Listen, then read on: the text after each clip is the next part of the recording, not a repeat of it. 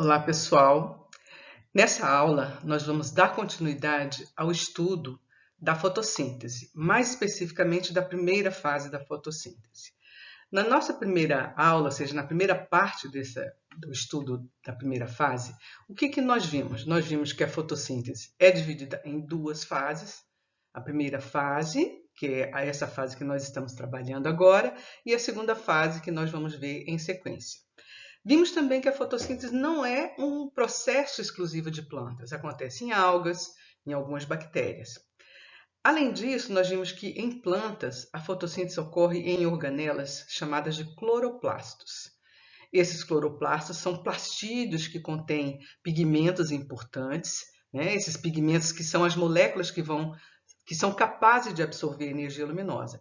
Esses cloroplastos têm uma organização que nós vimos, né? Membrana externa, interna, o estroma, que é o fluido, né? Que fica no espaço limitado pela membrana interna, e os tilacoides, que estão dentro, né, do estroma do cloroplasto, estão embebidos nesse estroma do cloroplasto. Nós vimos também que a energia luminosa é a energia utilizada para a realização desse processo e que a energia utilizada, né, a luz utilizada é a luz da faixa do visível. É essa luz que dirige o processo fotossintético. Ou seja, a faixa do visível é do violeta ao vermelho, né? Mais ou menos entre 380 e 750 nanômetros.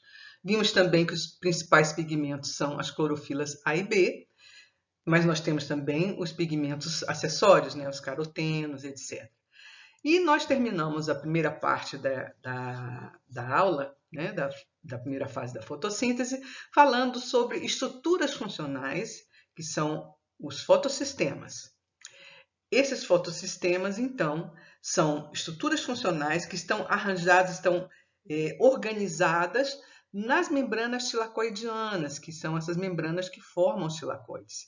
Na verdade, eu coloquei essa figura que inicia, então, a nossa aula de hoje, mostrando os tilacoides, né? Os grãos, os conjuntos de tilacoides, e esses fotossistemas estão arranjados nas membranas tilacoidianas. Nas membranas tilacoidianas também nós temos os outros componentes importantes para a fotossíntese. Os componentes, né, a maquinaria requerida para a segunda fase da fotossíntese, encontra-se aqui no estroma do cloroplasto. Então, vamos para frente. Então, nós temos aqui nessa figura, tá, mostrando o cloroplasto, né, a dupla membrana, os tilacoides, e nós temos aqui, então, um recorte mostrando justamente um fotossistema. Então, o que é esse fotossistema? São essas estruturas funcionais que estão inseridas na membrana tilacoidiana, e nesses fotossistemas nós temos arranjados os pigmentos, nós temos uma determinada organização. Esses fotossistemas contêm moléculas antena, que vão afunilar a energia absorvida para um centro de reação fotoquímica, que está mostrado aqui nessa figura, parecendo uma pilha. Então, é nesse centro de reação fotoquímica que, de fato, vai acontecer a conversão de energia luminosa em energia química. Então, o que eu tenho aqui? O que são essas moléculas antena? Essas moléculas antena, então, são os pigmentos que estão ligados a proteínas, e essas proteínas são importantes para garantir uma posição específica para esses pigmentos, garantindo, então, a absorção de energia. E essas moléculas todas, né, os pigmentos acessórios, os pigmentos principais, as clorofilas A e B, todos esses pigmentos são capazes de absorver energia luminosa. E essa energia luminosa vai ser transferida para o centro de reação fotoquímica. E é justamente essa transferência que nós vamos ver como é que ela ocorre daqui a pouquinho, né? Antes, vamos falar um pouquinho sobre o centro de reação. O que contém esse centro de reação? Esse centro de reação fotoquímica, né, dos fotossistemas, ele contém clorofilas especiais, um par de clorofilas especiais, que tem justamente a capacidade, né, de levar, então, a absorção efetiva da energia luminosa e levar uma separação de cargas, ou seja, gerar um agente oxidante e um agente redutor. E essa separação de cargas vai dar início a uma cadeia transportadora de elétrons que nós vamos ver. Então, o fotossistema é uma organização, né, uma estrutura funcional que é importante a gente entender como é que é a organização e o que que acontece. E como é que são esses fotossistemas, né? Como é que se estuda esses fotossistemas? Nós vamos ver então no próximo slide como é que são os fotossistemas, o que que eles são constituídos, né? Aqui nós já tivemos uma ideia, mas eu vou reforçar essa questão, ok? Nesse slide, então, eu coloquei algumas observações que são importantes, que a gente precisa considerar. Então, veja só, a clorofila livre e a clorofila ligada a proteínas, elas têm propriedades um pouco diferentes. Quando a clorofila está isolada, ela tem a capacidade de absorver a luz visível. A energia é absorvida, mas ela é liberada como fluorescência e calor. E as clorofilas, quando estão ligadas a proteínas, né, não só as clorofilas, mas também outros pigmentos, a forma que ela está arranjada nos fotossistemas é sempre ligada a proteínas. E essas proteínas associadas, elas têm algumas características que nós vamos ver que são diferentes. Essas proteínas, né, que estão associadas às clorofilas, elas vão então manter essas clorofilas, esses pigmentos, numa determinada posição relativa em relação a outros pigmentos e também em relação a outros complexos e a própria membrana tilacoidiana. Veja só, o que acontece quando um cromóforo, né, ou seja, um pigmento, absorve um fóton de luz? Ao absorver um fóton de luz, a energia absorvida, né, ela é usada para promover um elétron desse cromóforo, né, desse pigmento, para um nível energético mais alto. Veja, para esse fóton ser absorvido, essa energia tem que ser suficiente para fazer a transição eletrônica. Por quê? Porque esse processo de transição eletrônica é um evento de tudo ou nada. Ou você tem energia suficiente para fazer essa transição, ou não tem.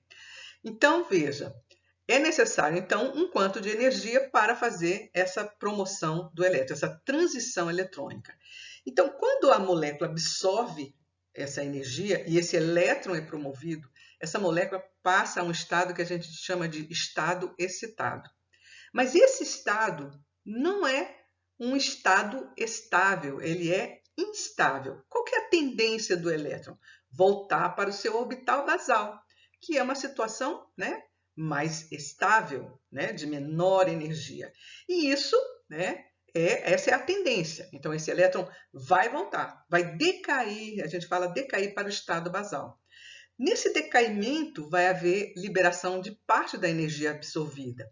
Na forma de quê? De calor e de luz. Essa luz é fluorescência.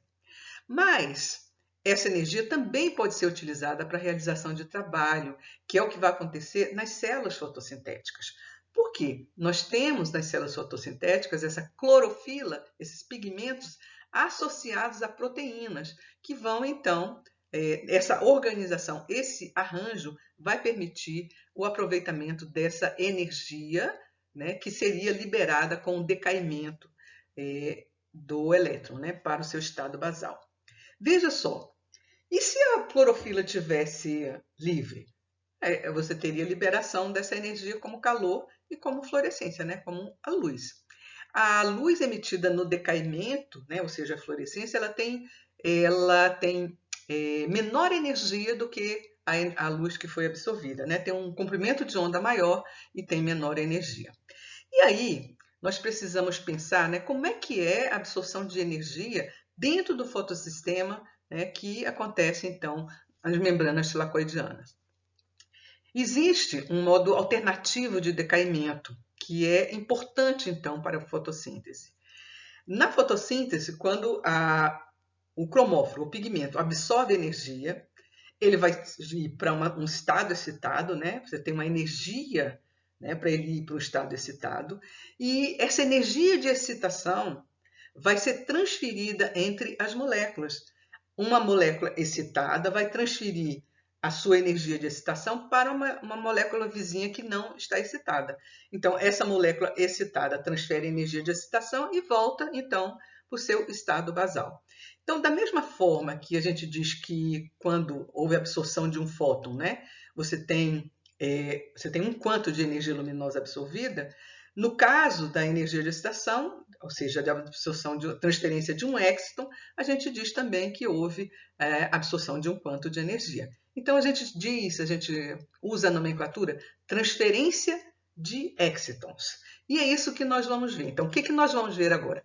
Como a energia luminosa é transferida dentro de um fotossistema das moléculas antena, que estão em volta de um centro de reação fotoquímica, ok? Aquela pilhinha que vocês viram na figura anterior.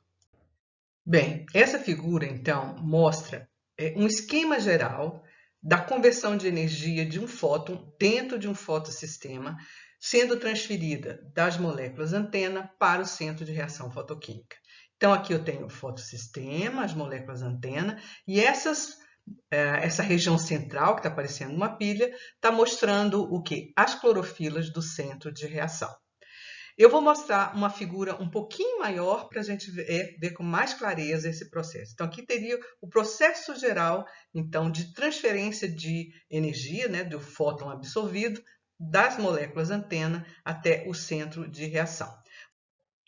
Então, vamos ver aqui o que essa imagem está representando. Nós temos aqui duas moléculas antena vizinhas, né, aqui do centro de reação fotoquímica, e aqui a gente tem a clorofila do centro de reação sendo mostrada daqui em azul.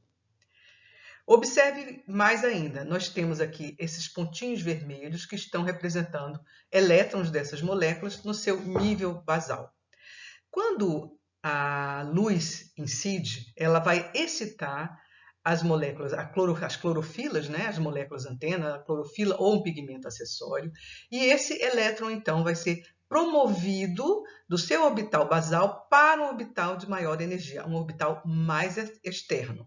Então, essa molécula antena passou para um estado que a gente chama de estado excitado. Ela passou do estado basal para uma situação, um estado excitado, que é representado por esse asterisco aqui. Essa molécula excitada, essa molécula antena excitada, vai passar a sua energia, né, energia de excitação, energia de ressonância, ela vai transferir para uma molécula vizinha que não está excitada. Com essa transferência, o que vai acontecer? A molécula excitada tem seu elétron voltando para o seu nível basal, e a molécula que recebeu energia vai ter o seu elétron promovido para um orbital externo de maior energia. Essa energia, então, é transferida entre essas moléculas antena até chegar ao centro de reação. Essa energia, então, vai ser transferida à clorofila do centro de reação. Essa estruturazinha aqui, ó, essa molécula que está sendo mostrada aqui em azul. Ao ser excitada, então, essa clorofila vai ter o seu elétron promovido para uma região externa, para um orbital mais externo de maior energia. Essa clorofila excitada, então, vai passar essa energia, na verdade, vai passar o elétron para uma molécula aceptora que está próxima ao centro de reação. Então, o elétron da clorofila do centro de reação é transferido para essa molécula aceptora que está mostrada aqui. O que acontece com essa transferência? A clorofila fica vacante de um elétron. Nós temos, então, um buraco eletrônico. Essa clorofila, então, perdeu um elétron para essa molécula aceptora. Essa molécula aceptora, então, tem um elétron a mais, ficou aqui negativa. E nós temos o que a gente diz, né, de vacância eletrônica. Essa clorofila ficou aqui, então, com carga positiva. Mas nós temos também, próximo ao centro de reação, uma molécula doadora de elétron. E o que vai acontecer, então? Essa molécula vai ter menor afinidade por elétron do que a clorofila que está vacante de um elétron. Então, essa molécula doadora doa um elétron para a clorofila, preenchendo a vacância dessa clorofila do centro de reação. E essa molécula, então, que doou o elétron, ficou, então, vacante de um elétron. Então, qual é o resultado da absorção da energia do fóton de luz dentro de um fotossistema? As moléculas antenas vão sendo energizadas, né? Vão passando para o estado excitado, vão transferindo essa energia através da transferência de exciton, né? Transferência de excitação, até alcançar a clorofila do centro de reação. No centro de reação, a clorofila excitada transfere o seu elétron para uma molécula aceptora, que está próxima. Essa molécula aceptora, então, fica com carga negativa, a clorofila fica vacante de um elétron, e aí nós temos uma molécula doadora que vai então preencher a vacância dessa clorofila do centro de reação. E no final das contas, nós temos ali, né, uma separação de cargas ou a geração de uma molécula que tenha a capacidade de doar o seu elétron, ou seja, um agente redutor. E nós temos uma molécula aqui com carga positiva, que é um agente oxidante. Ok? Então, é isso que acontece dentro de um fotossistema. Bem, os pesquisadores têm envidado esforços para compreender e entender as estruturas dos centros de reação. E aqui nós temos uma imagem mostrando o centro de reação da bactéria púrpura, Rhodopseudomonas viridis. É um centro de reação mais simples, né, do que o centro de reação em plantas, mas mostra as estruturas das proteínas, né, que estão aqui em azul, vermelho, amarelo, né, e marrom, mas mostra aqui também, ó, em verde, as clorofilas, né, o par de clorofilas especiais do centro de reação, que tem um arranjo particular em relação às proteínas. Então, as proteínas mantêm essas clorofilas especiais numa determinada posição relativa, não só em relação a outros pigmentos, mas também em relação à membrana. E nós temos aqui alguns pesquisadores que ganharam o prêmio Nobel, todos da Alemanha, o prêmio Nobel de Química, né, já definindo, né, a estrutura desse centro de reação dessa bactéria. Isso é importante, né, ajuda a gente a compreender, a elucidar também, ou a fazer analogias com o centro de reação de plantas, né, de plantas e de cianobactérias. Muito interessante.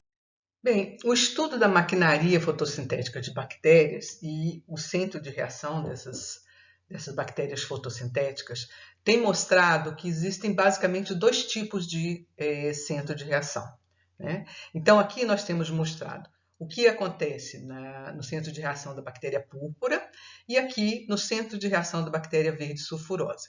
Vamos ver o que acontece. Então, nós temos a incidência de luz, né, a excitação, né, e essa excitação atingindo o centro de reação. Observe que esse centro de reação é chamado de P870, depois nós vamos falar o que significa isso aqui, mas isso está denominando, então, o centro de reação dessa bactéria púrpura.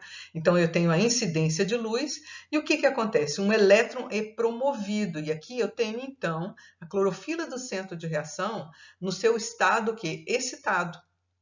Essa clorofila, então, no estado excitado, vai transferir o elétron, né, para uma molécula aceptora de elétron, que aqui, neste caso, da bactéria púrpura, é a feofitina. Então, ela transfere o elétron e fica vacante de um elétron, a clorofila, ok?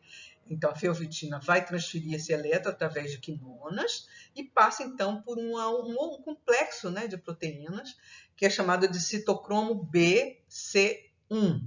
Então, o elétron vai sendo transferido e passa, então, para um citocromo C2, que depois preenche a vacância, transfere o elétron de volta para a clorofila do centro de reação.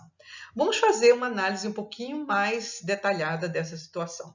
Veja só, nós temos aqui um gráfico, né, que mostra o quê? O potencial de oxirredução dessas moléculas. Então, observe aqui, o potencial de oxirredução aqui, ó, dessa clorofila do centro de reação é 0,5. E esse potencial redox, após a excitação, veja como modificou. Essa mudança no potencial redox diz para a gente o grau de afinidade dessa molécula pelo elétron. Então, nessa situação aqui, o potencial, né, mais negativo significa que a afinidade pelo elétron diminuiu bastante. Então, quando eu tenho essa excitação, na verdade, eu tenho uma molécula que é capaz, então, de doar o seu elétron. E ela doa esse elétron. Veja que essa doação é feita para uma molécula que tem o potencial de oxirredução mais positivo, né, ou menos negativo do que o da clorofila especial, da clorofila excitada. Então, essa transferência de elétrons da clorofila excitada para a feofitina ocorre de forma espontânea. Essa transferência entre todos os elementos que vocês estão vendo aqui é uma transferência morro abaixo, ok? Então, nós temos aqui uma transferência, né, espontânea, morro abaixo, onde o elétron que foi promovido da clorofila volta então e preenche a vacância desse centro de reação, dessa clorofila do centro de reação. Essa passagem, essa transferência espontânea de elétrons aqui ocorre com que? Com liberação de energia, né? Processo espontâneo. E uma parte dessa energia, da transferência de elétrons, é utilizada por esse complexo citocromo BC1 para bombear prótons através de uma membrana, gerando então um gradiente de prótons, né? Um gradiente de prótons, ou seja, cria um potencial eletroquímico. E essa diferença de potencial eletroquímico vai viabilizar o quê? A síntese de ATP, como vocês já viram, por exemplo, na mitocôndria. Ok? Então, isso é o que acontece na bactéria púrpura, né? No centro de reação da bactéria púrpura. Mas nós temos um outro tipo de transferência. Nós temos aqui, ó, a bactéria verde sulfurosa. Na bactéria verde sulfurosa, o que acontece? Você tem absorção da energia luminosa, né, pelo centro de reação. Veja que aqui é P840. Essa bactéria, então, verde sulfurosa, vai absorver a energia luminosa, o seu elétron vai ser promovido e ela vai, então, para o estado mais excitado com o quê? Um potencial redox o quê? Mais negativo. Então, a afinidade pelo seu elétron diminuiu. O que acontece aqui? Essa molécula aqui, né, excitada, essa clorofila especial, ela vai ter uma capacidade maior de doar elétron porque a afinidade diminuiu, a afinidade pelo elétron diminuiu. E essa clorofila especial aqui pode seguir dois caminhos. Esse elétron pode ser transferido para a ferredoxina e passar através de uma ferredoxina redutase, então esse elétron pode reduzir NAD+ a NADH.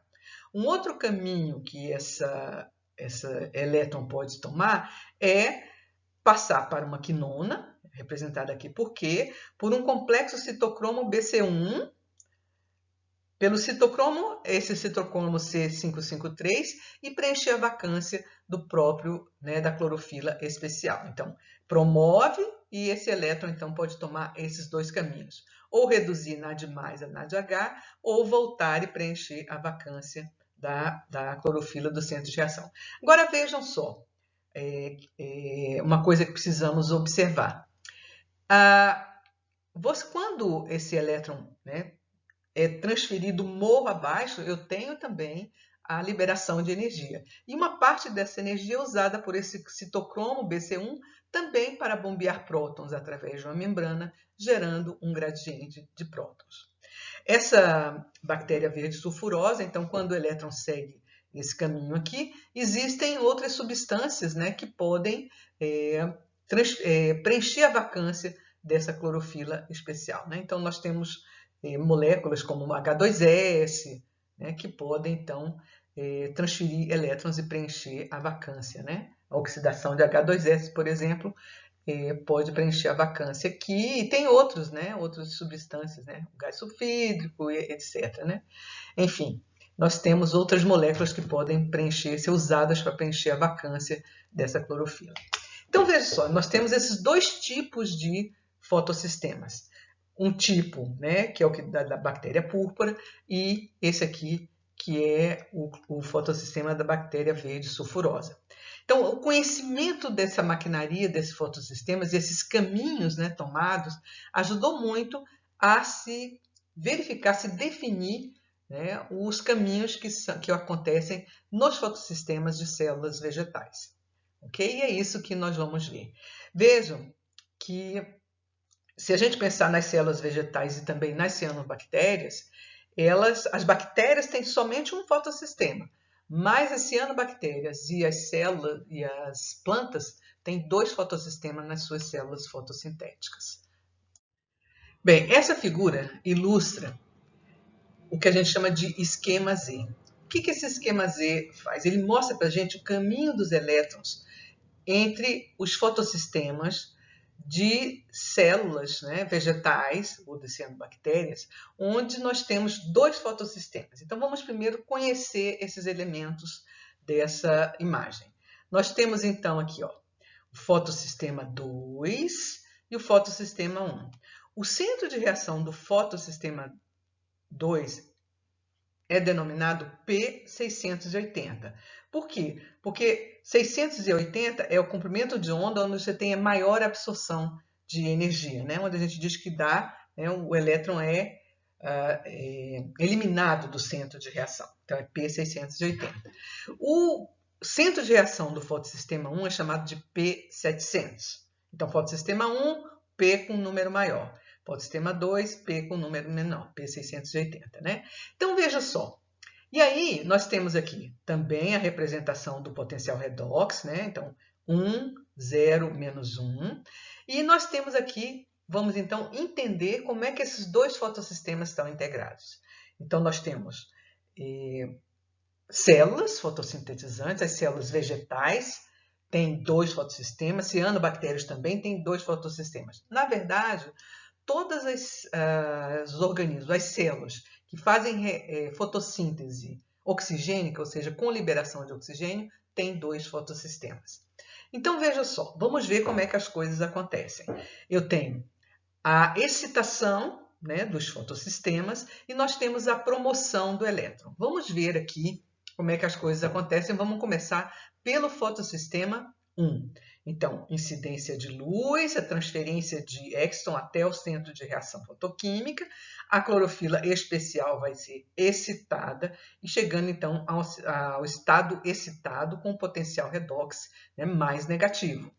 Essa molécula aqui, então, no estado excitado, é capaz então de transferir o seu elétron através de componentes que compõem uma cadeia transportadora de elétrons.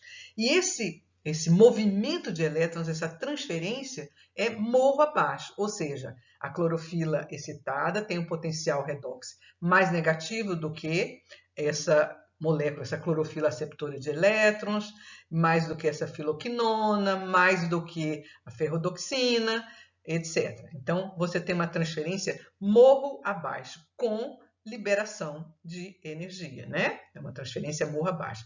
Esse elétron, então, termina, né? Esse elétron que foi deslocado, que foi saiu da clorofila do fotossistema 1, vai ser utilizado para reduzir NADP+, em NADPH. Ok? Então, passando pela ferrodoxina, né, e por essa oxidorredutase, então, vai reduzir NADP+, nicotinamida, adenina de nucleotídeo fosfato, em NADPH. Ou seja, a coenzima na forma reduzida. E essa clorofila, então, ficou vacante de um elétron. Correto? O que nós temos aqui? O fotossistema 2 também foi excitado. E nós temos o mesmo processo. A clorofila especial é excitada, fica aqui no estado excitado, e vai, então, transferir o seu elétron, né, morro abaixo, através desses componentes aqui, que formam uma cadeia transportadora de elétrons. Morro abaixo. Então, eu tenho a transferência da clorofila especial do centro de reação P680 excitado para a feofitina, para a plastoquinona A, para a plastoquinona B, para o complexo citocromo B6F, e a passagem nessa transferência de elétrons para o complexo citocromo B6F, esse complexo, então, vai usar parte da energia para bombear prótons, criando um gradiente de prótons. Esse elétron, então, vai passar do citocromo B6F para a plastocianina, e a plastocianina preenche a vacância do fotossistema 1. Ok? E aí, quem é que ficou vacante de um elétron? A clorofila do fotossistema 2. Quem é que preenche a vacância do fotossistema 2? Precisa ser preenchido, porque, né, quando tiver nova incidência de luz, precisa que tenha um elétron para ser promovido. Então, veja só, a vacância do fotossistema 2 é preenchida por elétrons que são obtidos a partir da fotólise da água, que ocorre com a catálise, né, de um complexo que é chamado complexo produtor de oxigênio. Essa fotólise da água requer a energia luminosa e esses elétrons da água são transferidos, então, aos poucos. Nós vamos ver como é que isso acontece. Então, o que eu posso dizer? Para cada elétron transferido da água até o NADP+, são absorvidos 2 fótons de luz, um pelo fotossistema 2 e um pelo fotossistema 1, ok? Agora, para que haja a liberação de uma molécula de oxigênio, é necessário que são necessárias 2 moléculas de água, concordam? Então, quantos elétrons precisam ser transferidos, né? São requeridos 4 elétrons. Então, 2 moléculas de água, né? 4 elétrons, então preciso de NADP+, e quantos fótons de luz? São 4 elétrons que precisam ser promovidos, então são 4 fótons para um fotossistema e 4 para o outro fotossistema. Então, na verdade, são necessários 8 fótons de luz. Então, o que eu posso dizer? Que nos sistemas, nas células fotossintéticas, né, vegetais e nas células bactérias, nós temos 2 fotossistemas, fotossistema 1 e fotossistema 2, que estão integrados, e esses fotossistemas vão trabalhar de forma sequencial, e nós temos como resultado desse processo de transferência de elétrons, nós temos os elétrons vão fluir da água até o NADP+, reduzindo o NADPH e também gerando um gradiente de prótons. Agora vamos fazer vamos buscar algumas coisas que a gente precisa relembrar agora. Em que local nós temos os fotossistemas? Onde é que eles estão inseridos? Eles estão inseridos na membrana tilacoidiana.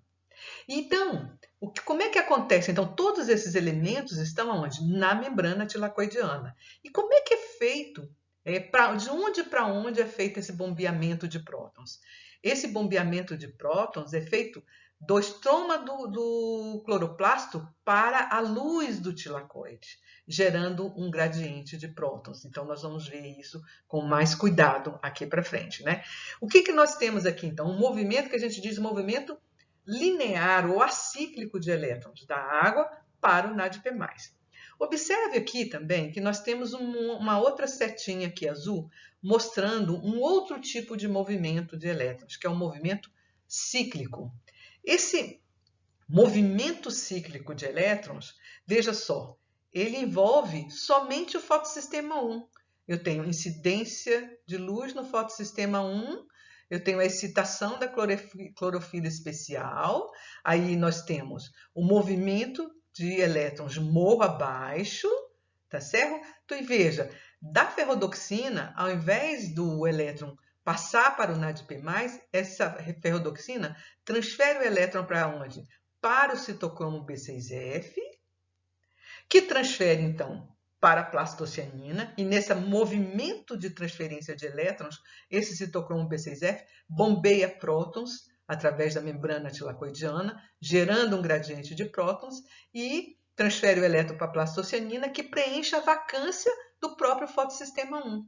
Então, o que nós podemos ver aqui? Nós temos, na verdade, 2 tipos, né, de movimento de elétrons. Nós temos o movimento linear de elétrons, que saem, né, da água até o NADP+. Nesse movimento, né, movimento acíclico, nós podemos dizer, de elétrons, o que nós temos? O que acontece? Redução do NADP+ a NADPH e a geração de um gradiente de prótons que vai propiciar a síntese de ATP, que nós vamos ver daqui a pouquinho. Ok? Nesse movimento, né, linear, nesse movimento acíclico, nós temos os 2 fotossistemas envolvidos. O fotossistema 1 aqui e o fotossistema 2 trabalhando sequencialmente para, então, fazer a redução do NADP+ e NADPH e promover também a síntese de ATP a partir da geração do gradiente de prótons. Qual é o outro movimento que nós podemos ver aqui? O movimento cíclico de elétrons. Esse movimento cíclico de elétrons envolve somente o fotossistema 1 e a vacância do fotossistema 1 é preenchida pelo seu próprio elétron e o resultado desse processo, né, cíclico de elétrons, esse movimento cíclico, é só a geração do gradiente de prótons, ok? Não há redução de NADP+ em NADPH. Observe que esse fluxo, né, de cíclico de elétrons gera sim um gradiente de prótons. E isso favorece, claro, a geração de ATP. Mas por que existe esse fluxo cíclico e o fluxo acíclico? Essa diferença, esses dois tipos de fluxo são importantes para ajustar, né, a relação entre NADP+, NADPH e ATP. O ATP é bem mais utilizado do que o NADPH. Então, quando o fluxo cíclico existe, né, quando ele ocorre nos fotossistemas, isso aumenta a geração de ATP em relação a NADPH. Então, ele ajusta essa razão ATP-NADPH. Ok? Então, nós temos o mesmo mecanismo, o mecanismo é impulsionado pela energia do fóton de luz, mas o resultado é diferente. A equação geral do movimento de elétrons envolvendo os dois fotossistemas, quando você tem um movimento linear, ou seja, acíclico, envolvendo os dois fotossistemas, nós temos essa equação, pode representar esse movimento. 2 moléculas de água, 2 NADP+, 8 fótons, levando à liberação de oxigênio, a redução de 2 NADP+, e 2 NADPH e 2 prótons. Né? Então, são requeridos 8 fótons, isso é bom prestar atenção porque são 4 fótons para o fotossistema 2 e 4 fótons para o fotossistema 1. Lembrem-se que esses dois fotossistemas trabalham de forma sequencial. Né? Um fotossistema depende do outro. Imagine se o fotossistema 1 for excitado e o fotossistema 2 não for, quem vai preencher a vacância do fotossistema 1? Observe que a vacância do fotossistema 1 é preenchida por elétrons que são provenientes do fotossistema 2. Né? São entregues pela plastocianina, mas o elétron é oriundo do fotossistema 2. Veja, o elétron do fotossistema 1 reduz NADP+, e NADPH. O elétron do fotossistema 2 preenche a vacância do fotossistema 1. E a vacância do fotossistema 2 é preenchida por elétrons que são oriundos da fotólise da água, que é esse complexo produtor de oxigênio, o complexo de fotólise da água, está associado ao fotossistema 2. E veja, a água é um excelente, ela não é um bom doador de elétrons, ela tem afinidade por elétrons. E então nós temos o requerimento energético, né? O requerimento da energia luminosa para fazer a fotólise, por isso que chama fotólise, a fotólise da água. Ok?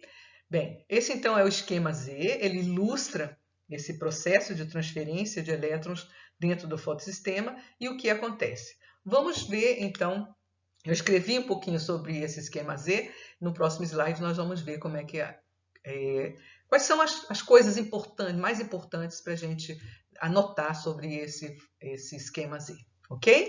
Então, vamos lá. Esse esquema Z de Rio, ele é chamado de esquema Z porque o movimento, né, a relação entre os dois fotossistemas lembra a letra Z. Ok? Então, por isso ficou sendo chamado de esquema Z. Ele ilustra, então, o caminho dos elétrons da água até o NADP+, em função de quê? Do potencial o potencial de redução, padrão de oxirredução, de quem está transportando o elétron, tá certo? Os dois fotossistemas, né, fotossistema 1 e o fotossistema 2, atuam sequencialmente, né? E os elétrons são transportados entre os dois fotossistemas por quem? Pela plastocianina. A plastocianina é uma proteína móvel, né? Ela é solúvel ali na membrana. Membrana qual? Tilacoidiana. Lembrem-se sempre disso. Ok? Então, nós temos um transporte que é importante. Os elétrons do fotossistema 1 reduzem NADP+, a NADPH. O centro de reação, né, o P700, fica vacante de elétron. A vacância do fotossistema 1 é preenchida por elétrons do fotossistema 2 via plastocianina. A vacância do fotossistema 2 é preenchida indiretamente por elétrons que são oriundos da água, através do complexo de fotólise da água, né? E a liberação de oxigênio. Esse processo em que há liberação de oxigênio, a gente chama de fotossíntese oxigênica. A gente pode também generalizar da seguinte forma: as células fotossintéticas, né, que produzem oxigênio, plantas, algas e cianobactérias, né, as células desses organismos, têm dois fotossistemas, fotossistema 1 e fotossistema 2, que atuam sequencialmente. Organismos que não liberam oxigênio, geralmente só tem um fotossistema, né? Que é o caso das bactérias que eu comentei com vocês, né? A bactéria sulfurosa verde, né? E a bactéria... As duas que eu mostrei o esquema para vocês, né? Não me lembro, é a bactéria púrpura e a bactéria verde sulfurosa, se não me engano, ok? Então é isso. Eu coloquei essa figura para ilustrar, né, as estruturas de complexos, né, de membranas e proteínas solúveis, né, que fazem parte dos fotossistemas 2 e 1. Então, aqui, ó, nós temos aqui a membrana, né, tilacoidiana, né, a ATP sintase, que está lá, ferrodoxina, complexo citocromo B6F e o fotossistema 2. Isso é uma figura interessante, né, que mostra, então, como é que é esse arranjo, né, o aparato fotossintético de uma planta ou de uma alga, né, ou de uma cianobactéria. Bem interessante esse aparato. Observem que nós temos complexos proteicos, né, que estão inseridos, né, na membrana. O estudo desses complexos é um pouco mais complicado, porque são proteínas de membrana, proteínas integrais, e é mais difícil de você retirar da membrana, de você isolar, para poder fazer o estudo, tá certo? Mas essa é uma figura para ilustrar somente a complexidade dos fotossistemas. Aqui é o fotossistema 2, observe, né, quantas a estrutura totalmente, né, inserida na membrana. O citocromo B6F, que é quem vai fazer o bombeamento de prótons através da membrana tilacoidiana. A ferrodoxina, né, e essa oxidorredutase, e a ATP sintase. Lembra, o gradiente de prótons vai ser usado para gerar ATP com o mesmo mecanismo, né, que nós vimos para a fosforilação oxidativa que acontece na mitocôndria, ok? Bem, essa figura aqui, ela ilustra a organização espacial dos componentes na membrana tilacoidiana. Então, eu acho muito interessante que a gente observe isso aqui. Então, o que eu tenho aqui? Tilacoides, membrana tilacoidiana, ok?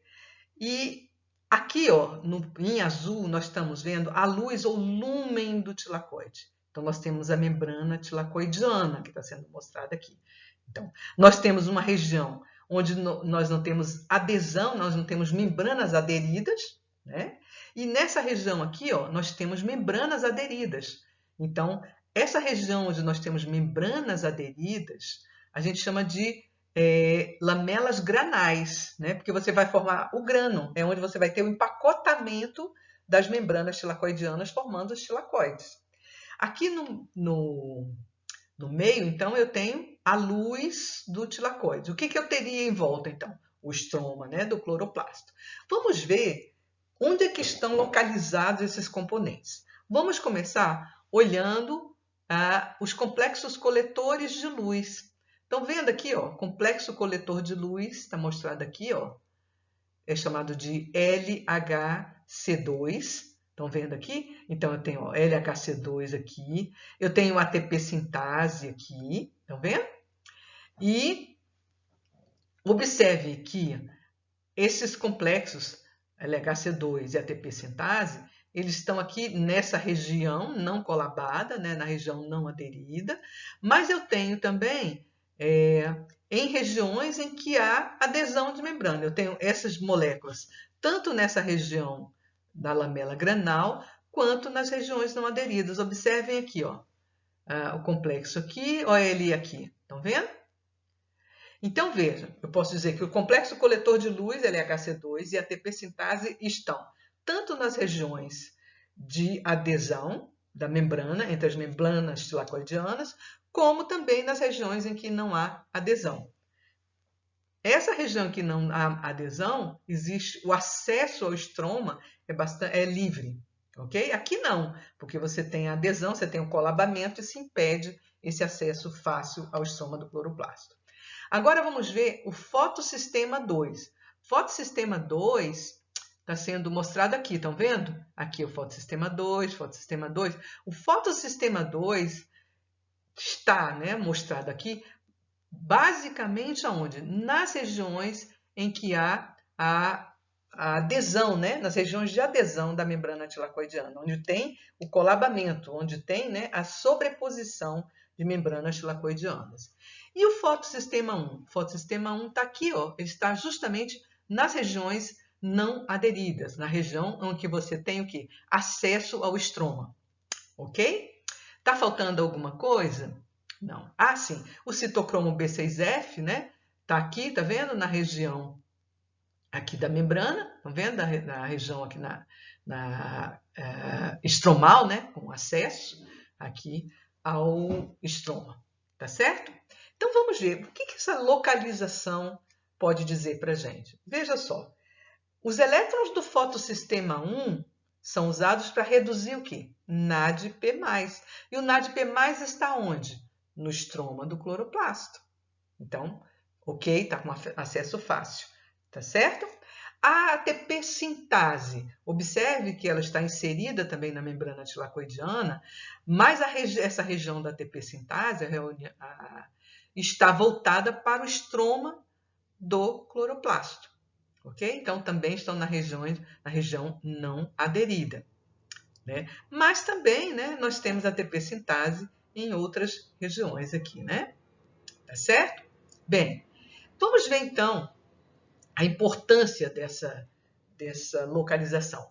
Uma coisa que a gente deve observar aqui é esse complexo LHC2. Se vocês olharem aqui, ó, esse complexo LHC2 aqui, ele tem uma forma, né, com essa pontinha virada, e aqui nas regiões colabadas, ele, né, parece uma estrutura um pouco diferente.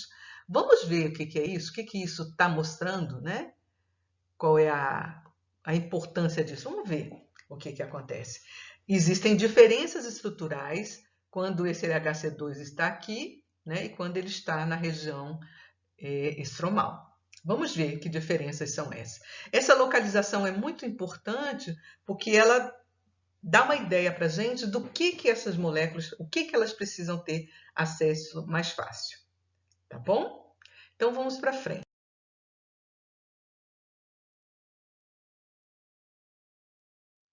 Bem, vamos fazer aqui algumas observações. Os dois fotossistemas precisam trabalhar de forma sequencial. Se um fotossistema for mais excitado do que o outro, isso pode gerar problema. Por exemplo, se o fotossistema 2 estiver mais excitado do que o 1, ele pode ter elétron para transferir, mas que o 1 não pode aceitar. Por outro lado, o fotossistema 1 pode estar mais excitado, precisando de elétron, e o fotossistema 2 não tem elétron para transferir. Será que existe diferença em excitação dos fotossistemas? Isso está relacionado com a luminosidade no sistema, né?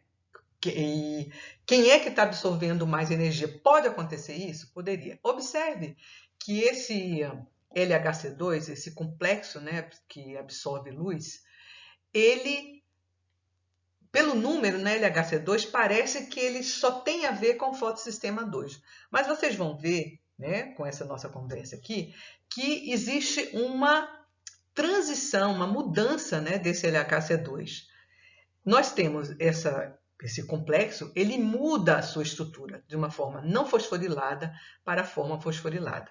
Quando esse LHC2 tem a sua treonina, estão vendo aqui o resíduo de aminoácido, quando ela não está fosforilada, esse LHC2 tem uma estrutura que liga duas membranas tilacoidianas, estão vendo?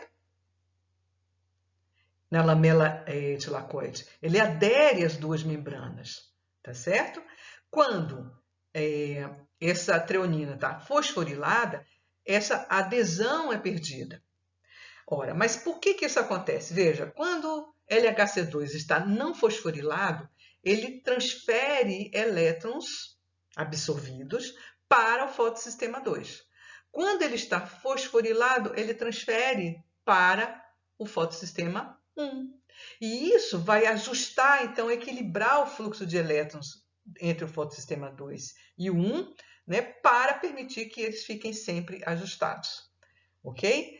Isso pode acontecer? Pode acontecer. Veja, essa transferência, esse mecanismo de fosforilação, ele ocorre catalisado por uma proteína sinase e por uma fosfatase. A transferência de grupo fosfato, né, do grupo fosforila do ATP para esse resíduo, né, de aminoácido do LHC2 ocorre catalisado por uma sinase. ok? E aí, LHC2 vai ser fosforilado. Quando, né, o LHC2, né, o fotossistema 1, tende a ser mais excitado do que o 2, o que acontece?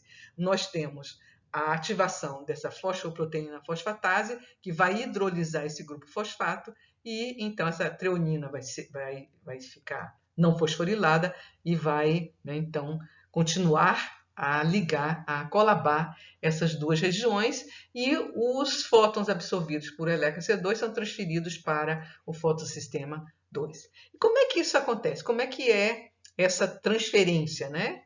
Na verdade, você está transferindo LHC2 de uma região aderida, quando ele está não fosforilado, para uma região não aderida, quando ele está fosforilado. Então, veja, você faz a transferência do estado 1, aderido, para o estado 2, ok? Quando você acumula naquele sistema plastoquinol, significa esse plastoquinol, que é a forma reduzida, né, da plastoquinona, quando se acumula, significa que o fotossistema 2 está sendo mais excitado do que o 1. Então, se você acumula esse plastoquinol, o que vai acontecer? Ele vai estimular, vai ativar essa proteína sinase. E essa proteína sinase, então, vai catalisar a reação de fosforilação desse resíduo nesse domínio hidrofóbico do LHC2, ok? E isso, então, né, vai favorecer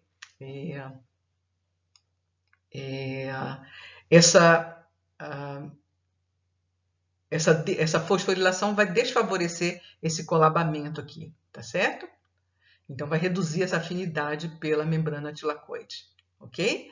E quando você tem, né, um acúmulo de moléculas, né, reduzidas na região, né, do fotossistema 1, significa que ele está sendo recebendo maior incidência de luz, é ativada essa proteína fosfatase, e essa proteína fosfatase, então, hidrolisa esse grupo fosfato, liberando, então, esse fosfato aqui no meio, e esse LHC2, então, volta a fazer esse colabamento, a se ligar, a ter afinidade pela membrana tilacoide vizinha, e vai, então, converter a região não aderida em região aderida, né? Então, você tem a proteína fosfatase, que é específica para realizar esse processo.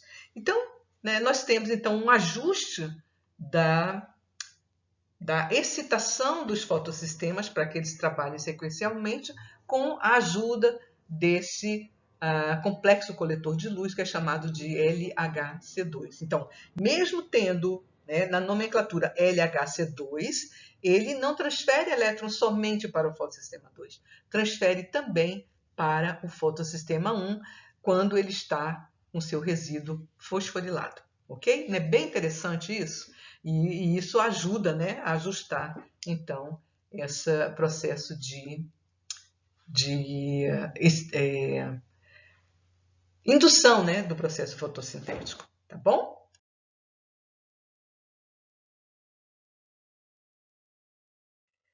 Então, eu resumi essa conversa nossa, né, essa imagem aqui para gente. Eu resumi essa transição dos estados 1 e 2 do LHC2, né, que vai, então, permitir a distribuição dos fótons entre o fotossistema 1 e o fotossistema 2. Então, veja, a energia para excitar o fotossistema 1, que é o P700, né, é menor do que para o fotossistema 2, que é o P680. Veja, maior comprimento de onda, né? Então, menor energia, tá certo? Veja só, fotossistema 1 e fotossistema 2, eles não são contíguos, nós vimos pela localização. O fotossistema 1 está geralmente nas regiões não colabadas e o fotossistema 2 está geralmente nas regiões aderidas. Então, o fotossistema 2 localiza-se, né, nas pilhas de membranas aderidas e o 1 nas regiões não aderidas, a região, né, de acesso ao estroma. A associação desse complexo coletor de luz, LHC2, com o fotossistema 1, vai depender do quê? Da intensidade de luz e do comprimento de onda de luz. Quando o LHC2 está defosforilado, vai transferir os fótons para o fotossistema 2, certo? Porque aí ele colaba as membranas tilacoidianas. Quando ele está fosforilado, ele perde a afinidade, né, pelas membranas, e aí, né, descolaba e ele transfere os elétrons, os fótons de luz, desculpem, para o fotossistema 1. E quando é que poderia ocorrer esse descompasso, onde um fotossistema estaria mais excitado que o outro? Veja, quando a gente tem, né, luz intensa, azul, né, que é a luz azul, em momentos de luz intensa do dia, há um favorecimento de absorção de energia luminosa pelo fotossistema 1. E isso faz com que aumente plastoquinol, né, que é a plastoquinona na forma reduzida, e essa plastoquinona, então, reduzida, vai ativar quem? A proteína sinase, a proteína quinase, que vai fazer o quê? Fosforilar o LHC2, tá certo? Vai passar do estado 1 para o estado 2 fosforilado. Bem, e aí o que acontece? Descolaba, e aí ela vai começar a transferir fótons de luz para quem? Para o fotossistema 1, ajustando então essa possibilidade, impedindo esse desajuste, né? Quando você tem momentos do dia em que há uma luz menos intensa, né? Então você tem o vermelho sendo absorvido principalmente, isso favorece a absorção pelo fotossistema 1, que vai, então, né, oxidar mais a plastoquinona e aumentar a forma oxidada dessa plastoquinona.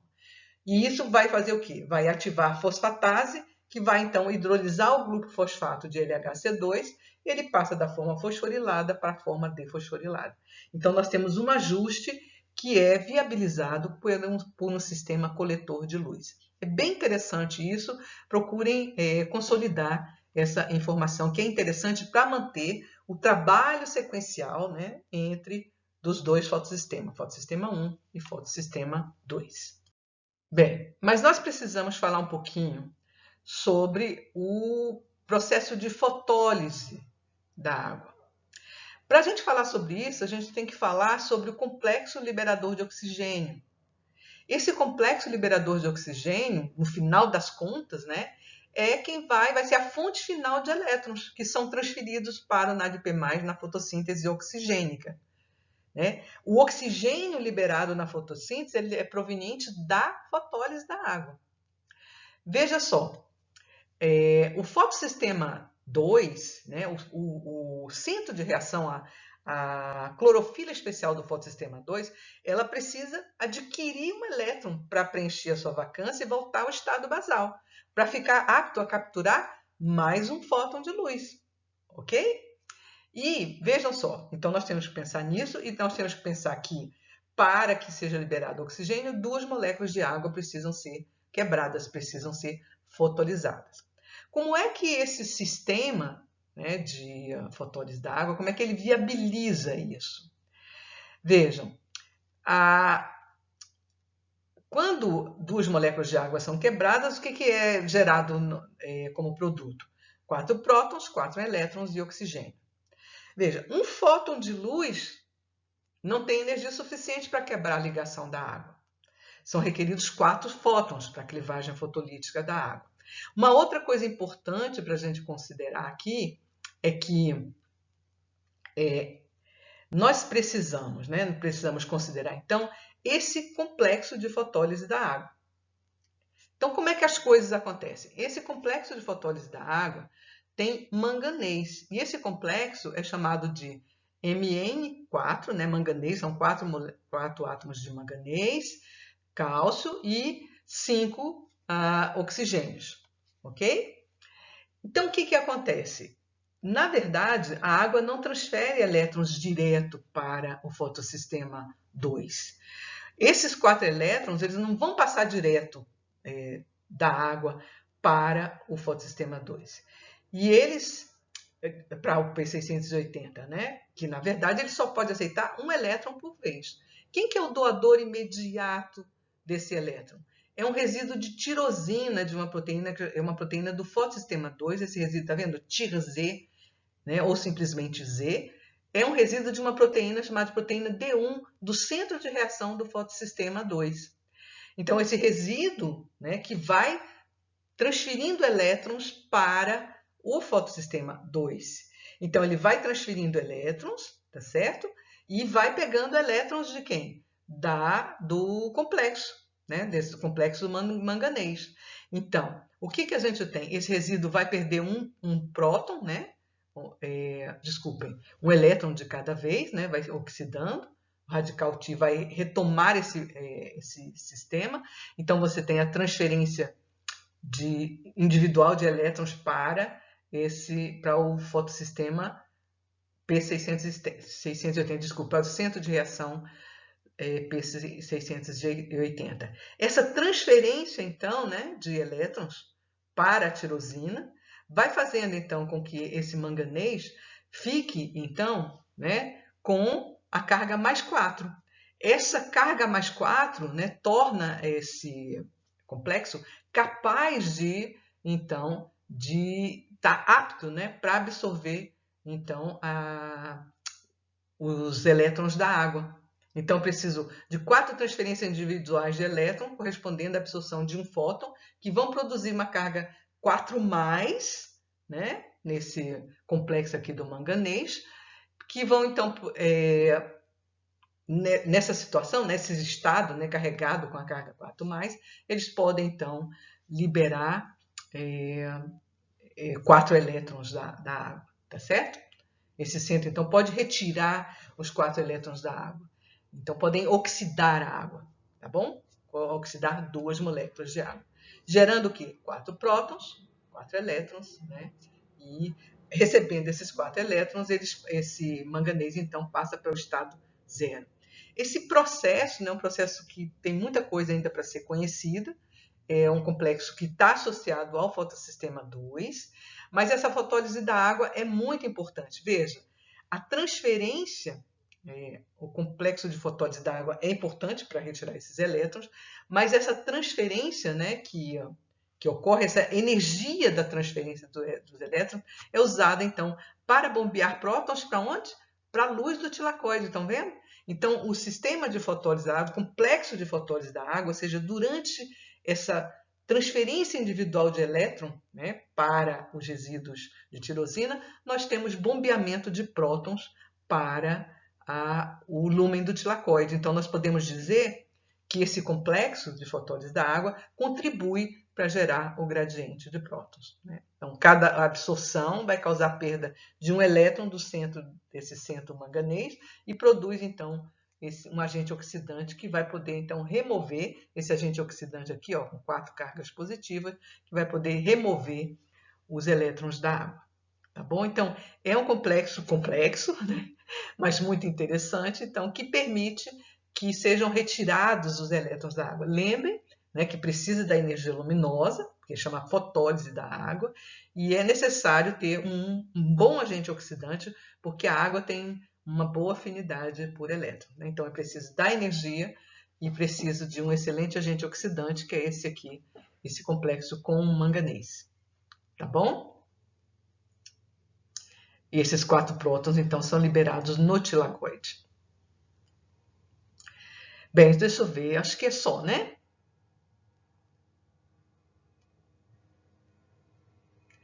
É isso. Vamos, então, passar para uma outra figurinha. Bem, então nós vimos o seguinte, nós temos, né, as plantas, 2 fotossistemas com centros de reações, fotossistema 1, centro de reação é P700, fotossistema 2, centro de reação P680, associado ao fotossistema 2 nós temos o complexo de fotólise da água, complexo liberador de oxigênio, então o oxigênio liberado na fotossíntese é liberado, né, a partir da água, tá certo? E nós temos vários, né, eventos importantes e nós temos, então, 2, né, cadeias transportadoras de elétrons, se a gente olhar o esquema Z. Uma que é viabilizada, né, pelo estado excitado da clorofila do fotossistema 1, que culmina lá em NADP+, gerando NADPH, a do fotossistema 2, que vai preencher a vacância do 1, e nós temos, então, o preenchimento da vacância do fotossistema 2 pela água. E aí, eu coloquei esses 2 pesquisadores porque eles deram uma contribuição muito importante para se conhecer, né, para se entender a transferência fotossintética nos cloroplastos e também para entender como é que o ATP é gerado a partir de ADP e fosfato inorgânico. Então, nós temos o Arnon, né? E também teve um outro pesquisador muito importante, foi o Frenkel, que detectou a produção de ATP fotodependente também em estruturas de cromóforos, muito interessante. Mas esses dois aqui, o Daniel Arnon e o André Jargendorf, são pesquisadores que deram uma contribuição bastante significativa para a gente compreender a síntese de ATP dirigida pela luz. Essa síntese de ATP dirigida pela luz é chamada de fotofosforilação.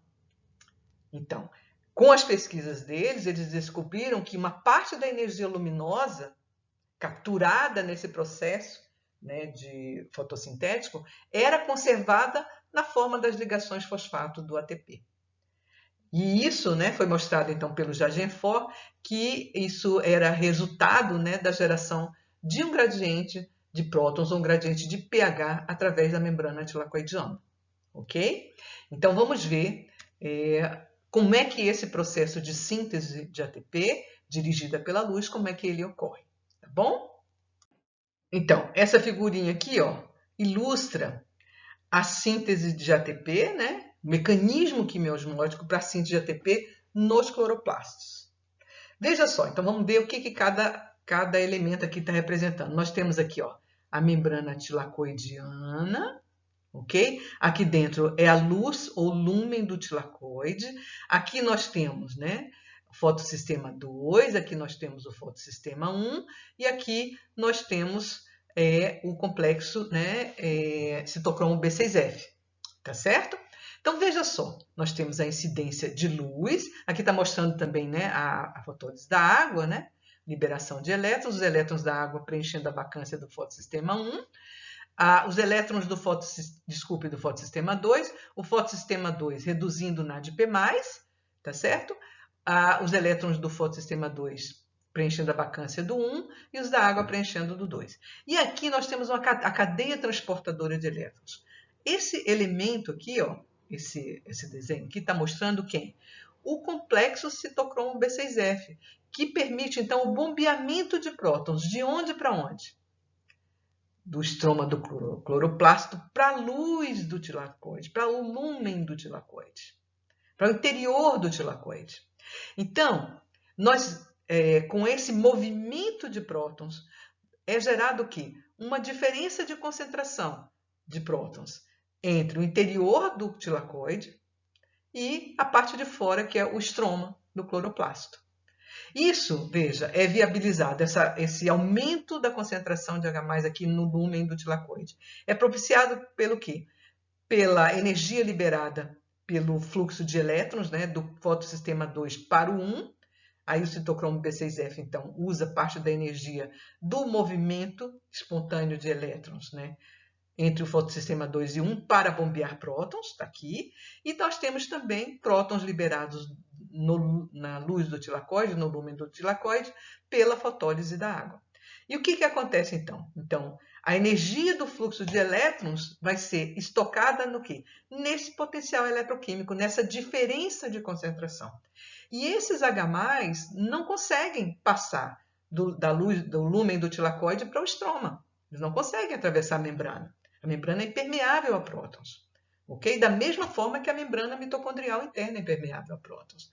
E aí entra a enzima CFO, CF1 ATP sintase, ou simplesmente ATP sintase cloroplástica, né? Que permite que os H+ retornem pela unidade CFO, estão vendo?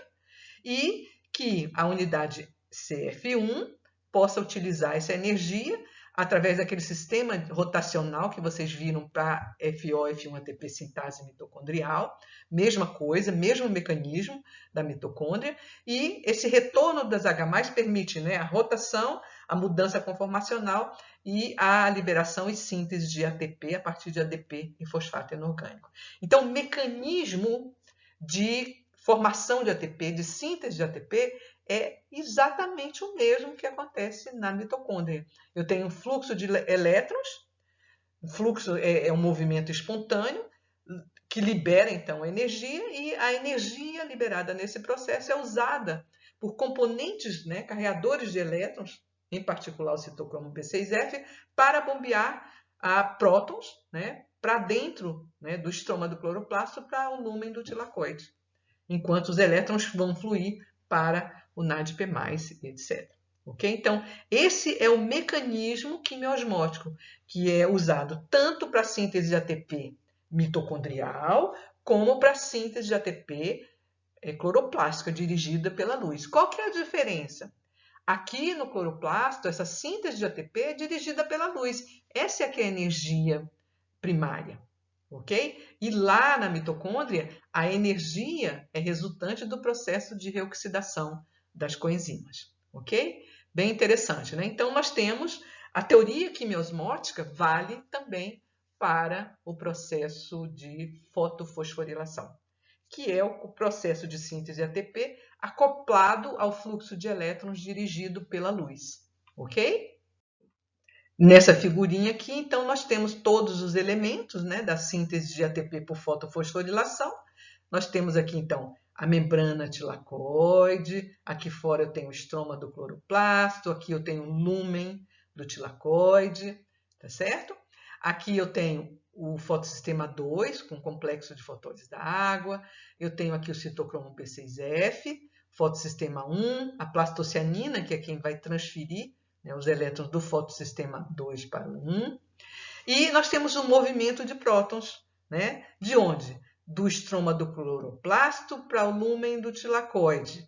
Esses prótons, então, geram, então, né, o acúmulo desses prótons vai gerar um gradiente de prótons, e quanto maior for a diferença de concentração entre o estroma do cloroplasto e a luz do tilacoide, maior vai ser a força que empurra os H+ para fora do lúmen do tilacoide, tá certo? Vejam, eles só vão passar por aqui, ó, CFO, CF1, ATP sintase. Os H+, então, retornam para o estroma.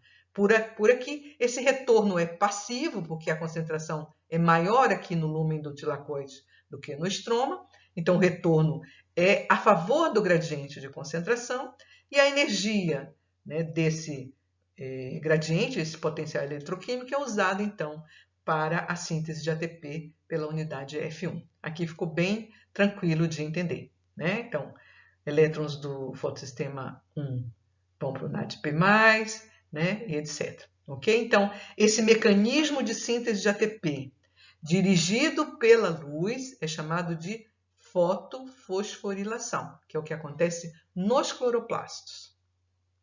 Essa figurinha ilustra, né, o mesmo processo, mostrando aqui, né, onde está que região é essa, né, aqui na membrana tilacoidiana, e o processo é o mesmo, mostrando a fotofosforilação. Eu achei essa figura muito boa também, mas ela ilustra exatamente o mesmo processo. Essas setas azuis, então, estão mostrando, né, os elétrons, esse movimento de elétrons, e as setas rosas ou vermelhas estão mostrando aqui o movimento de prótons, tá bom? E aqui a síntese de ATP essencial para a realização do trabalho biológico, ok? Bem, é importante agora que a gente faça, né, que a gente trabalhe um pouquinho com a estequiometria, né, do processo. Nós vamos trabalhar com a estequiometria da síntese de ATP por fotofosforilação. É uma estimativa do processo de fotofosforilação acíclica, né? Ok? Então, veja só. À medida que os elétrons fluem da água para o NADP+, nos cloroplastos, há um movimento de mais ou menos 12 prótons. De onde para onde? Né? Para o lúmen do tilacoide. Ok? Então, você tem o fluxo de elétrons e você tem o movimento de prótons por lúmen do tilacoide. Da água, os elétrons, então, fluem da água, né? Pelo processo de fotólise da água. Então, desses 12 prótons, né, 4 são oriundos do processo de fotólise da água. Então, repetindo, à medida que os elétrons se deslocam da água para o NADP+, nos cloroplastos, nós temos, né, cerca de 12 prótons movimentando-se do estroma do cloroplasto para o lúmen do tilacoide. Tá bom? Então, se nós pensarmos, né, direitinho como é que essas coisas acontecem, veja só, desses 12 prótons, 4 são oriundos do processo de fotólise de 2 moléculas de água. tá bom? E 8 são bombeados, né, pelo citocromo B6F, basicamente, né? Tá certo? Então, veja só, isso resulta numa diferença de concentração de prótons, diferença de concentração de H+ entre o lúmen do tilacoide, ou seja, o interior do tilacoide, e o estroma do cloroplasto, né, que é o que está por fora dos tilacoides. E essa diferença é da ordem de 3 unidades de pH, lembrando que, né, não é, essa diferença de 3 unidades dá uma diferença de mais ou menos 1000 vezes na concentração de H+. Veja só, a gente pode calcular a energia que está estocada nesse gradiente de prótons. A gente pode ter uma ideia, né, de quanto de energia foi estocada, tá certo? Então, como é que a gente pode fazer esse cálculo? Através desse algoritmo que vocês estão vendo aqui, né? Logaritmo da diferença de pH pelo potencial elétrico. O que acontece? Na membrana no tilacoide, esse componente, né, de potencial elétrico aqui, ele é praticamente igual a zero. Por quê? Porque existem um movimento de moléculas, né, de íons, né, carregados da luz do tilacoide para o estroma do cloroplasto.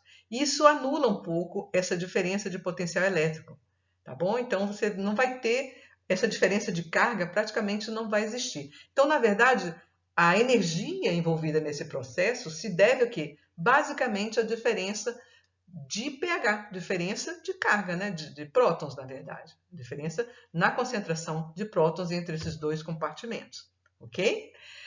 Por quê? Então, porque esse componente aqui, ó, ele é praticamente igual a zero, porque você tem um movimento de contra-íons, ou seja, íons com carga oposta, né? Para o cloroplasto, tá bom? Desculpe, para o estroma, né? Para o estroma do cloroplasto. E essa variação de energia livre, então, é da ordem de 17 kJ. Né? Isso é uma medida experimental, tá bom? Então, veja só, se você tem, por diferença, né? Por H+.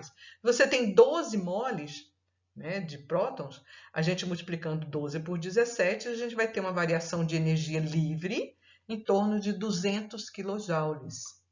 E esses 200 kJ seriam suficientes mais ou menos para sintetizar 30 ATPs. Lembra? Para cada ATP, em torno de 30,5 kJ. Tá bom?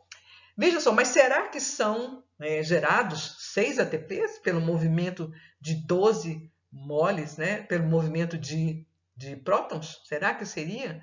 Né? Veja, eu tenho um movimento de elétrons, né? De quantos elétrons? De 4 elétrons, são 2 moléculas de água. Será que é isso? Então, vamos ver como é que as coisas de fato acontecem. Tá?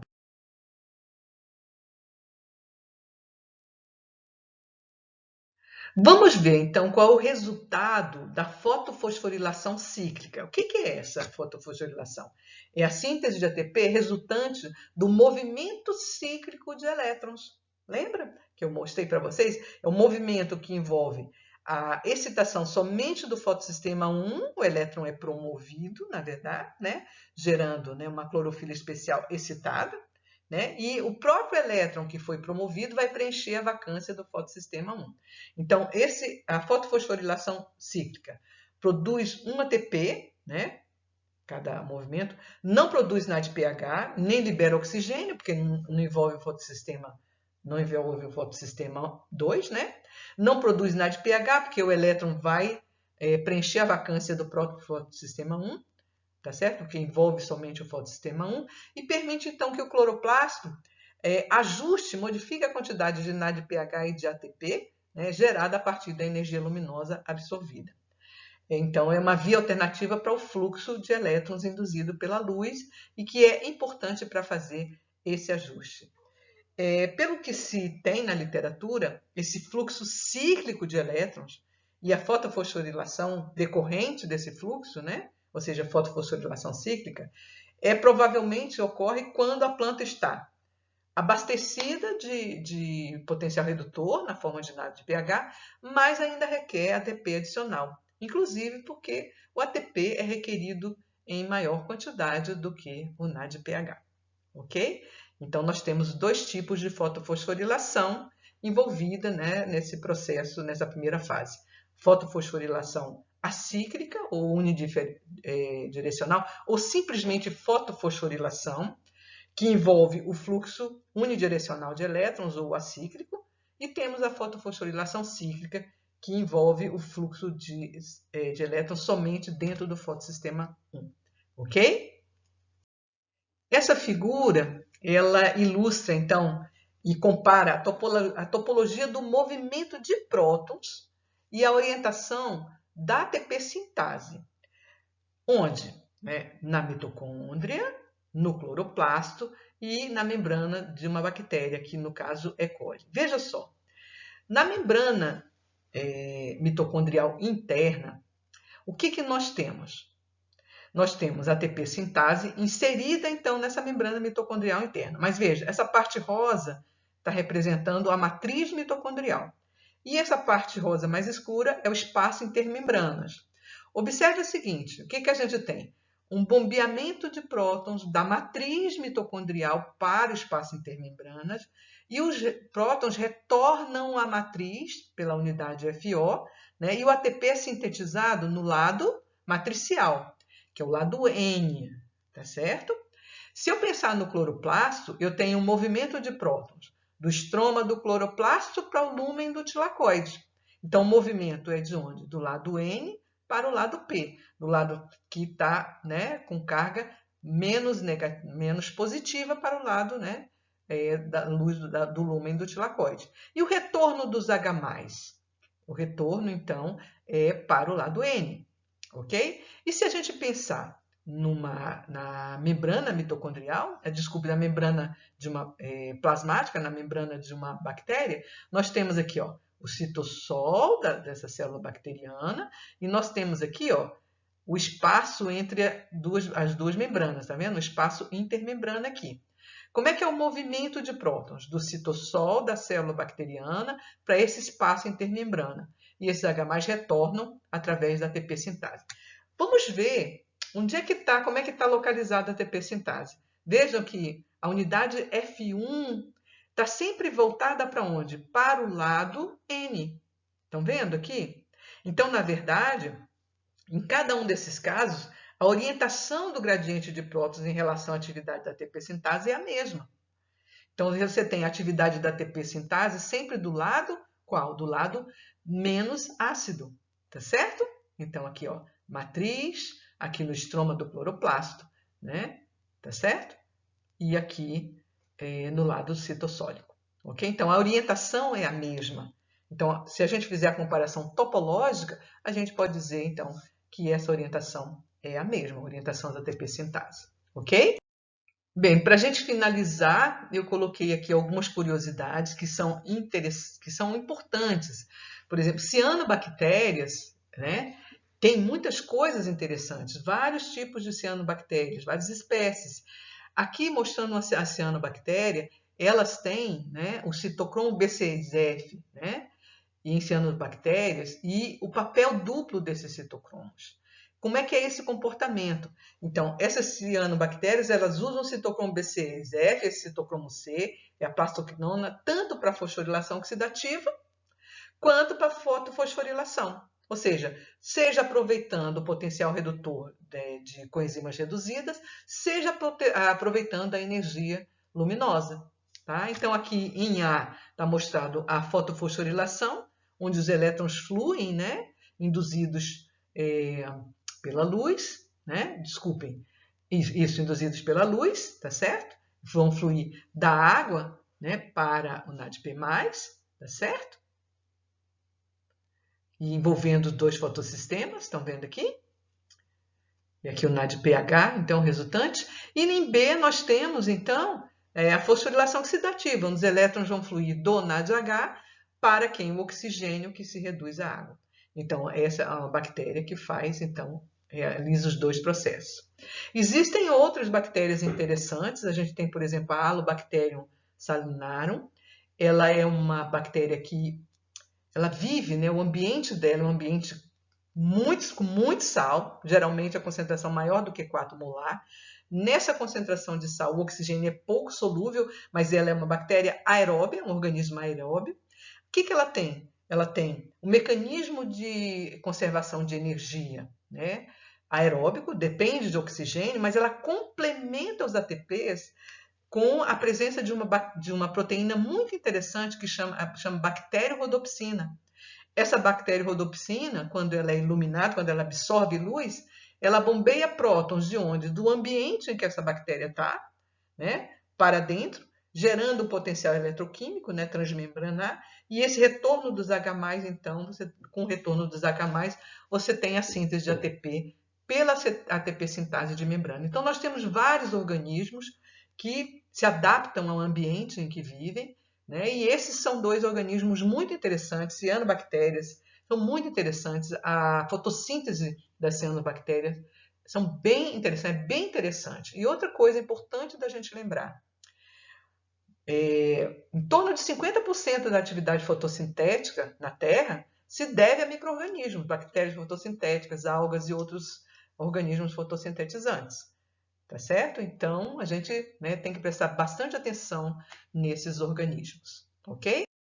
Bem, então, assim, nós finalizamos a segunda aula da primeira fase da fotossíntese, finalizamos essa primeira fase e a nossa próxima etapa é saber como essa energia gerada na primeira fase, como é que ela é utilizada para gerar compostos mais reduzidos a partir do CO2, tá certo? Que é a síntese que é propiciada pela energia luminosa, a energia absorvida na primeira etapa, tá bom? Então, a nossa próxima aula, então, sobre esse processo, né? Fantástico, magnífico, fotossíntese é um processo lindíssimo, tem muitas coisas interessantes para a gente aprender. Isso que nós vimos são uma pequena parte desse processo. E na segunda fase, nós vamos ver como é que ocorre, né, esse processo de utilização da energia gerada através do processo viabilizado nos fotossistemas, pelo centro de reação e pela organização que existe, né, nos cloroplastos. Tá bom? Então, até lá, muito obrigada pela atenção.